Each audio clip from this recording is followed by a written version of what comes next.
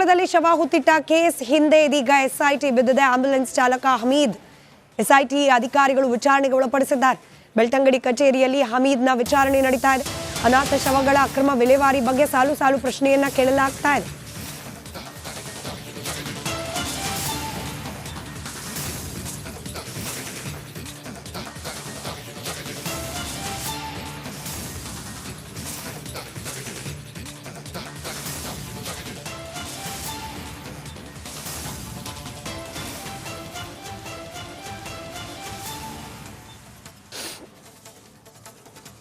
ಅವರಿಗೆ ಆ ನೀರಿನ ಆಳ ಗೊತ್ತಿರೋದಿಲ್ಲ, ಅಲ್ಲಿ ಹಾರಿ ಆಟ ಆಡಿಕೊಂಡು ಅಲ್ಲಿ ಜೀವ ಕಳ್ಕೊಂಡದ್ದು ತುಂಬ ಇದೆ.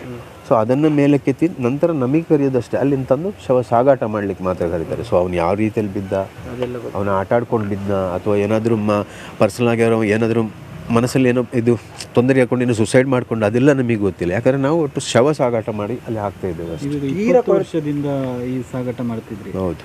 ಅಂದರೆ ಕೆಲವರು ಹೇಳ್ತಾರೆ ಅಲ್ಲಿ ಮರಣೋತ್ತರ ಪರೀಕ್ಷೆ ಮಾಡ್ತಿದ್ರು. ಗೊತ್ತಿಲ್ಲ ಸರ್, ಯಾಕಂತ ಹೇಳಿದರೆ ನಾವು ಅದ್ರ ಬಗ್ಗೆ ನಾವು ಕೇಳಲೂ ಇಲ್ಲ. ಇತ್ತೀಚೆಗೆ ಕೇಳ್ತಿದ್ದೀವಿ, ಇದರಲ್ಲಿ ಮಾಧ್ಯಮಗಳಲ್ಲಿ ನೋಡ್ತಾ ಇದ್ದೇವೆ ಹೊರತು ನಮಗೆ ಅದು ಗೊತ್ತಿಲ್ಲ. ಅಲ್ಲಿ ಹೇಳೋದು ಕೇಳಿದ್ದೇನೆ ಅಷ್ಟೇ. ತೀರಾ ಕೊಳೆತ ಶವಗಳು ಸಿಗ್ತಾ ಇತ್ತಾ? ತುಂಬ ನೀವು ಸಾಗಾಟ ಮಾಡ್ತೀವಿ ಯಾಕಂತ ಹೇಳ್ತೀನಿ ಹೇಳಿದರೆ, ಅಲ್ಲಿ ಡ್ಯಾಮ್ನ ಬದಿಯಲ್ಲಿ ಮೇಲೆ ಶವ ಸಿಕ್ಕಾಕೊಂಡಿರ್ತದೆ, ಯಾರು ಗೊತ್ತಿರಲಿಲ್ಲ. ಯಾರು ಮತ್ತೆ ಗೊತ್ತಾಗದೆ ನೀರಲ್ಲಿ ಕುಚ್ಕೊಂಡು ಬಂದರೆ ಸಾಧಾರಣ 8, 9 ದಿವಸ 10 ದಿವಸ ಈ ಥರದ್ದೆಲ್ಲ ಹತ್ತಿರ ಹೋಗ್ಲಿಕ್ಕೆ ಆಗದಂಥ ಪರಿಸ್ಥಿತಿಯಲ್ಲಿರುವಂಥ ಶವಗಳು ಇರ್ತವೆ. ಅದನ್ನು ಹೌದು, ಅದನ್ನು ನಾವು ಪ್ಲಾಸ್ಟಿಕಲ್ಲೆಲ್ಲ ಕವರ್ ಮಾಡಿಕೊಂಡು ಇಲ್ಲಿಗೆ ತರ್ತೇವೆ ಸರ್ಕಾರಿ ಆಸ್ಪತ್ರೆ. ನಿಮ್ಮ ಅನುಭವದಲ್ಲಿ ಬಂಗ್ಲೆಗುಡ್ಡದಲ್ಲಿ ಎಷ್ಟು ಶವಗಳು ಸಿಗ್ತವೆ? ನಾವು ಹೋಗಿಲ್ಲ ಸರ್ ಅಲ್ಲಿ.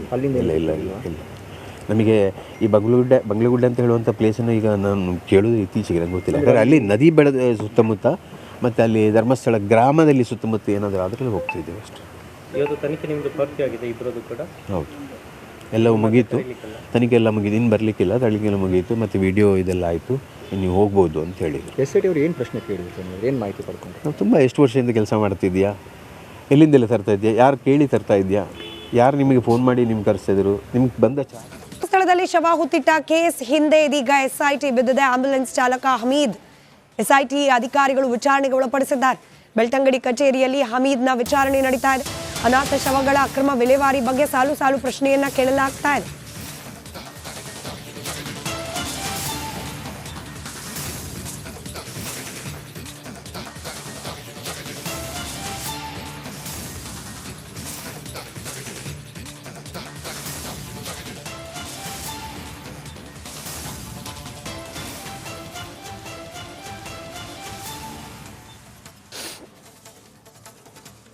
ಅವರಿಗೆ ಆ ನೀರಿನ ಆಳ ಗೊತ್ತಿರೋದಿಲ್ಲ, ಅಲ್ಲಿ ಹಾರಿ ಆಟ ಆಡಿಕೊಂಡು ಅಲ್ಲಿ ಜೀವ ಕಳ್ಕೊಂಡದ್ದು ತುಂಬ ಇದೆ. ಸೊ ಅದನ್ನು ಮೇಲಕ್ಕೆತ್ತಿ ನಂತರ ನಮಗೆ ಕರೆಯೋದಷ್ಟೇ, ಅಲ್ಲಿಂದ ತಂದು ಶವ ಸಾಗಾಟ ಮಾಡಲಿಕ್ಕೆ ಮಾತ್ರ ಕರೀತಾರೆ. ಸೊ ಅವ್ನು ಯಾವ ರೀತಿಯಲ್ಲಿ ಬಿದ್ದ, ಅವನ ಆಟ ಆಡ್ಕೊಂಡು ಬಿದ್ದ, ಅಥವಾ ಏನಾದರೂ ಪರ್ಸನಲ್ ಆಗಿ ಏನಾದರೂ ಮನಸ್ಸಲ್ಲಿ ಏನೋ ಇದು ತೊಂದರೆ ಹಾಕೊಂಡು ಏನೋ ಸುಸೈಡ್ ಮಾಡ್ಕೊಂಡು, ಅದೆಲ್ಲ ನಮಗೆ ಗೊತ್ತಿಲ್ಲ. ಯಾಕಂದರೆ ನಾವು ಒಟ್ಟು ಶವ ಸಾಗಾಟ ಮಾಡಿ ಅಲ್ಲಿ ಹಾಕ್ತಾ ಇದ್ದೇವೆ ಅಷ್ಟೇ. ವರ್ಷದಿಂದ ಈ ಸಾಗಾಟ ಮಾಡ್ತಿದ್ರಿ? ಹೌದು. ಅಂದರೆ ಕೆಲವರು ಹೇಳ್ತಾರೆ ಅಲ್ಲಿ ಮರಣೋತ್ತರ ಪರೀಕ್ಷೆ ಮಾಡ್ತಿದ್ರು. ಗೊತ್ತಿಲ್ಲ ಸರ್, ಯಾಕಂತ ಹೇಳಿದರೆ ನಾವು ಅದ್ರ ಬಗ್ಗೆ ನಾವು ಕೇಳಲೂ ಇಲ್ಲ. ಇತ್ತೀಚೆಗೆ ಕೇಳ್ತಿದ್ದೀವಿ, ಇದರಲ್ಲಿ ಮಾಧ್ಯಮಗಳಲ್ಲಿ ನೋಡ್ತಾ ಇದ್ದೇವೆ ಹೊರತು ನಮಗೆ ಅದು ಗೊತ್ತಿಲ್ಲ. ಅಲ್ಲಿ ಹೇಳೋದು ಕೇಳಿದ್ದೇನೆ ಅಷ್ಟೇ. ತೀರಾ ಕೊಳೆತ ಶವಗಳು ಸಿಗ್ತಾ ಇತ್ತಾ? ತುಂಬ ನೀವು ಸಾಗಾಟ ಮಾಡ್ತೀವಿ ಯಾಕಂತ ಹೇಳ್ತೀನಿ ಹೇಳಿದರೆ, ಅಲ್ಲಿ ಡ್ಯಾಮ್ನ ಬದಿಯಲ್ಲಿ ಮೇಲೆ ಶವ ಸಿಕ್ಕಾಕೊಂಡಿರ್ತದೆ, ಯಾರು ಗೊತ್ತಿರಲಿಲ್ಲ. ಯಾರು ಮತ್ತೆ ಗೊತ್ತಾಗದೆ ನೀರಲ್ಲಿ ಕುಚ್ಕೊಂಡು ಬಂದರೆ ಸಾಧಾರಣ 8, 9 ದಿವಸ 10 ದಿವಸ ಈ ಥರದ್ದೆಲ್ಲ ಹತ್ತಿರ ಹೋಗ್ಲಿಕ್ಕೆ ಆಗದಂಥ ಪರಿಸ್ಥಿತಿಯಲ್ಲಿರುವಂಥ ಶವಗಳು ಇರ್ತವೆ. ಅದನ್ನು ಹೌದು, ಅದನ್ನು ನಾವು ಪ್ಲಾಸ್ಟಿಕಲ್ಲೆಲ್ಲ ಕವರ್ ಮಾಡಿಕೊಂಡು ಇಲ್ಲಿಗೆ ತರ್ತೇವೆ ಸರ್ಕಾರಿ ಆಸ್ಪತ್ರೆ. ನಿಮ್ಮ ಅನುಭವದಲ್ಲಿ ಬಂಗ್ಲೆಗುಡ್ಡದಲ್ಲಿ ಎಷ್ಟು ಶವಗಳು ಸಿಗ್ತವೆ? ನಾವು ಹೋಗಿಲ್ಲ ಸರ್ ಅಲ್ಲಿ. ಇಲ್ಲ ಇಲ್ಲ ಇಲ್ಲ ಇಲ್ಲ ನಮಗೆ ಈ ಬಂಗ್ಲೆಗುಡ್ಡ ಅಂತ ಹೇಳುವಂಥ ಪ್ಲೇಸನ್ನು ಈಗ ನಾನು ಕೇಳೋದು ಇತ್ತೀಚೆಗೆ ನಂಗೆ ಗೊತ್ತಿಲ್ಲ. ಯಾಕಂದರೆ ಅಲ್ಲಿ ನದಿ ಬೆಳೆದ ಸುತ್ತಮುತ್ತ ಮತ್ತು ಅಲ್ಲಿ ಧರ್ಮಸ್ಥಳ ಗ್ರಾಮದಲ್ಲಿ ಸುತ್ತಮುತ್ತ ಏನಾದರೂ ಅದರಲ್ಲಿ ಹೋಗ್ತಿದ್ದೇವೆ ಅಷ್ಟೇ. ಇವತ್ತು ತನಿಖೆ ನಿಮ್ಮದು ಪೂರ್ತಿ ಆಗಿದೆ ಇಬ್ಬರದು ಕೂಡ?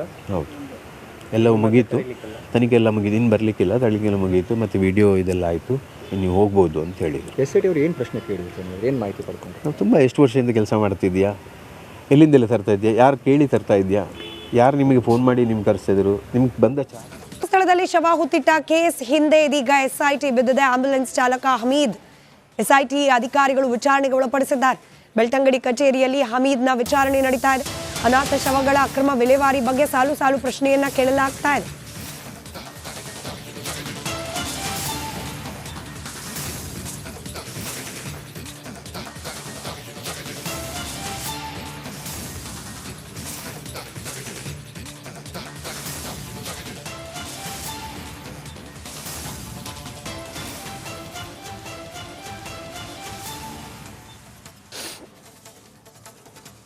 ಅವರಿಗೆ ಆ ನೀರಿನ ಆಳ ಗೊತ್ತಿರೋದಿಲ್ಲ, ಅಲ್ಲಿ ಹಾರಿ ಆಟ ಆಡಿಕೊಂಡು ಅಲ್ಲಿ ಜೀವ ಕಳ್ಕೊಂಡದ್ದು ತುಂಬ ಇದೆ. ಸೊ ಅದನ್ನು ಮೇಲಕ್ಕೆತ್ತಿ ನಂತರ ನಮಗೆ ಕರೆಯೋದಷ್ಟೇ, ಅಲ್ಲಿಂದ ತಂದು ಶವ ಸಾಗಾಟ ಮಾಡ್ಲಿಕ್ಕೆ ಮಾತ್ರ ಕರೀತಾರೆ. ಸೊ ಅವ್ನು ಯಾವ ರೀತಿಯಲ್ಲಿ ಬಿದ್ದ, ಅವನ ಆಟ ಆಡ್ಕೊಂಡು ಬಿದ್ದ, ಅಥವಾ ಏನಾದರೂ ಪರ್ಸನಲ್ ಆಗಿ ಅವರು ಏನಾದರೂ ಮನಸ್ಸಲ್ಲಿ ಏನೋ ಇದು ತೊಂದರೆ ಹಾಕೊಂಡು ಏನೋ ಸುಸೈಡ್ ಮಾಡ್ಕೊಂಡು, ಅದೆಲ್ಲ ನಮಗೆ ಗೊತ್ತಿಲ್ಲ. ಯಾಕಂದರೆ ನಾವು ಒಟ್ಟು ಶವ ಸಾಗಾಟ ಮಾಡಿ ಅಲ್ಲಿ ಹಾಕ್ತಾ ಇದ್ದೇವೆ ಅಷ್ಟೇ. ಈಗ 20 ವರ್ಷದಿಂದ ಈ ಸಾಗಾಟ ಮಾಡ್ತಿದ್ರಿ. ಹೌದು. ಅಂದರೆ ಕೆಲವರೆಲ್ಲ ಹೇಳ್ತಾರೆ ಅಲ್ಲಿ ಮರಣೋತ್ತರ ಪರೀಕ್ಷೆ ಮಾಡ್ತಿದ್ರು. ಗೊತ್ತಿಲ್ಲ ಸರ್, ಯಾಕಂತ ಹೇಳಿದರೆ ನಾವು ಅದ್ರ ಬಗ್ಗೆ ನಾವು ಇಲ್ಲ. ಇತ್ತೀಚೆಗೆ ಕೇಳ್ತಿದ್ದೀವಿ, ಇದರಲ್ಲಿ ಮಾಧ್ಯಮಗಳಲ್ಲಿ ನೋಡ್ತಾ ಇದ್ದೇವೆ ಹೊರತು ನಮಗೆ ಅದು ಗೊತ್ತಿಲ್ಲ.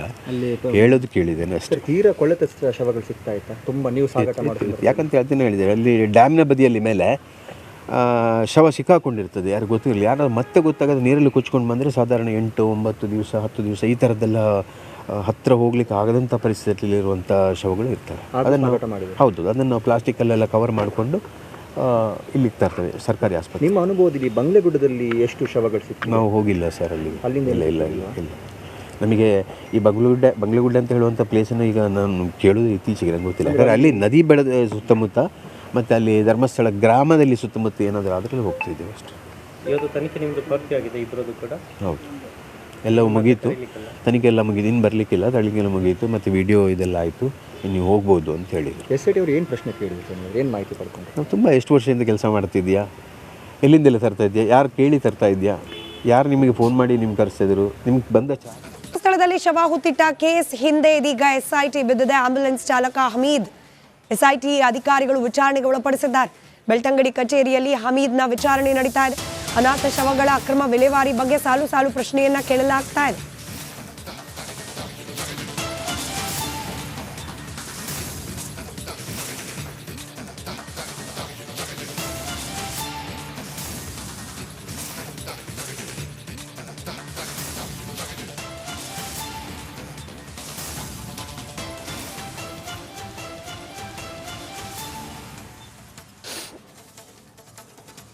ಅವರಿಗೆ ಆ ನೀರಿನ ಆಳ ಗೊತ್ತಿರೋದಿಲ್ಲ, ಅಲ್ಲಿ ಹಾರಿ ಆಟ ಆಡಿಕೊಂಡು ಅಲ್ಲಿ ಜೀವ ಕಳ್ಕೊಂಡದ್ದು ತುಂಬ ಇದೆ.